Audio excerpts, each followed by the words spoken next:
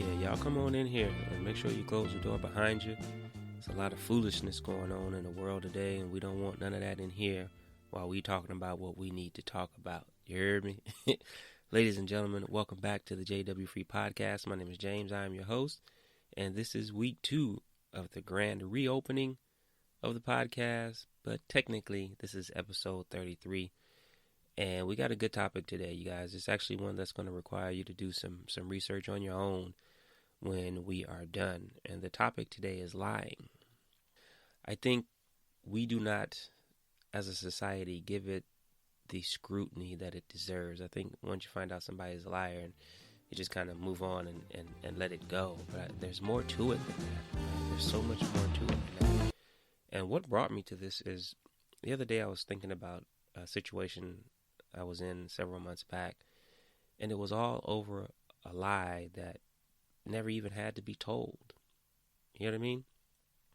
And so I started thinking about people that I knew who were lying all the time. People I no longer associate with, but that I knew were liars, right? And every last one of them all came from some form of childhood trauma. Okay? And I'm not saying everybody who comes from childhood trauma are liars or habitual liars as adults. That's not what I'm saying. But just from my experience, the people that I knew who were compulsive liars and used lying to destroy, they were all suffering from something, whether it was physical or emotional. And even if I start in my own family, my sisters are all this way. They are vicious, voracious liars. And it may sound crazy to you to hear me talking that way about my family, but trust and believe everything's going to be okay. Everything's going to be okay. But I always wondered why they were that way. And then it dawned on me that my older sisters weren't born into the Jehovah's Witness religion. So they were 10 and 12 years old before or when we changed over, which was when my mom was pregnant with me.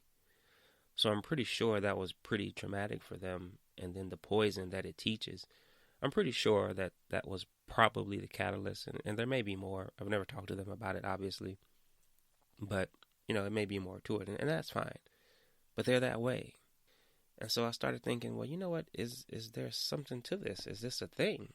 So, of course, I jumped on Google and to see what I can find. And the very first site that popped up was childhoodtraumarecovery.com. Pathological lying, its link to childhood trauma. Okay? First paragraph. What is a pathological liar? Those who have suffered significant childhood trauma are more likely to become pathological liars or compulsive liars in adulthood than those who are lucky enough to experience a relatively stable upbringing, all else being equal. End quote. Now, I know, we talk about lying basically, but the question they asked was, had to do with pathological lying. And this is where you probably have to do your own research because there are so many avenues you can go down as to the reason for someone lying, right? And I'm not talking about, do I look fat in these jeans type of lying. I'm talking about the serious, pathological, that type of deal, right? There's so many causes for it, right? Is this person, are they doing it to protect themselves? Are they doing it because it was frowned upon as a kid? Are they doing it because they're, a sociopath or psychopath or, why are they always lying? So there's so many ways to go with that. That was just the first article. The second article was actually from a blog called Psych Central, PSYCH Central. And the title of this is, I'm not going to read the whole thing to you, but the title is Childhood Trauma, How We Learn to Lie, Hide, and Be Inauthentic. And that is the gist of that article is there's so many reasons that people become liars as adults, and it almost always starts back in childhood. Everything starts back in childhood. So I decided that I wanted to talk about that a little bit, and which brings me to my guest today. My guest today is someone I've watched for over the last year, and I just think a couple of things. She's great at explaining and making it palatable and easy to consume. But I also thought the subject of lying is we could vacillate from the point of view of an individual as well as a religious point of view. You understand what I'm saying? So we can kind of go through that with the time allotted. And we're talking about Amy Logan of amyloganlife.com. She has morphed from a former Mormon to a life counselor, and quite frankly, she is fantastic. Make sure you guys check out her stuff and check out her website. We'll put all that in the link below. But I'm going to let you listen to this recording. She's probably upset with me because we did this over a month ago, but I had a hell of a time with the audio trying to convert it from Zoom to the Audacity, which is the app I use, and it was just a nightmare. And then on top of that, my internet went down like the weekend before the election, and we couldn't get it back until a week after the election, so go figure. But in any case, I'm gonna let you listen to the audio of this pre-recorded message, and then I'll come back and follow up with my thoughts afterwards. Okay, here we go. Good morning, Amy. How are you?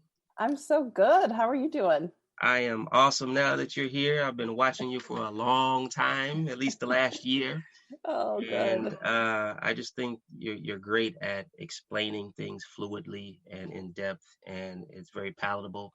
And so that's the main reason that I wanted to kind of sit down with you and talk about today's topic, which is trauma and its links to lying. Okay. Right. I Yeah. don't think people give that enough of some examination. Mm-hmm. And I'm not necessarily talking about people who, just white lie here every now and then. I'm talking about people who consistently every day is Sure. the way they live their life. So before we get into that, can you just give me a brief introduction of your life and how you got to where you are in terms of being a life coach?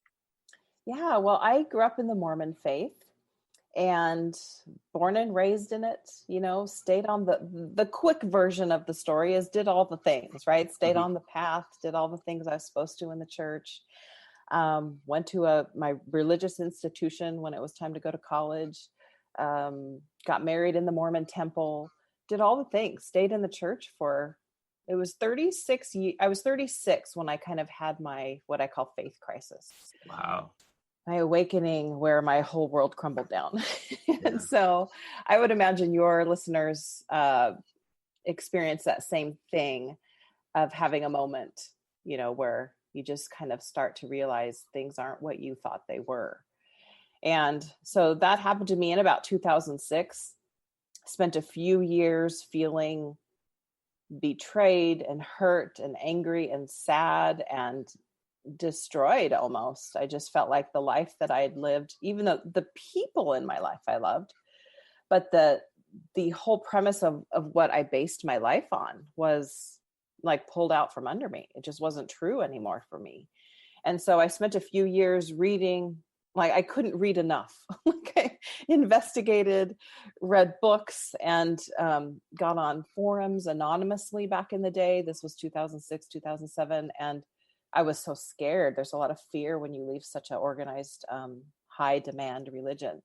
And so I kept it quiet, kept it to myself, and kind of struggled through until I finally started seeing there were other people who were going through something similar to what I went through. So to this day, I continue to help people transition and to deal with life after, because it comes with a certain sense of learning curve, I guess you could say, of how to be in a world without what you thought was your whole basis for life. Yeah, absolutely. And I don't think people give that enough credit, that transition, everything that comes with it. Dark Night of the Soul, all those things are not for the weak at all. No, oh my goodness. Yeah, and that's what's so ironic is the people in the church still, Mm-hmm. I think they think we're just going through a stage, or it's just something little, or we got offended, or we wanted to drink alcohol, or just, have wild, crazy sex life or something.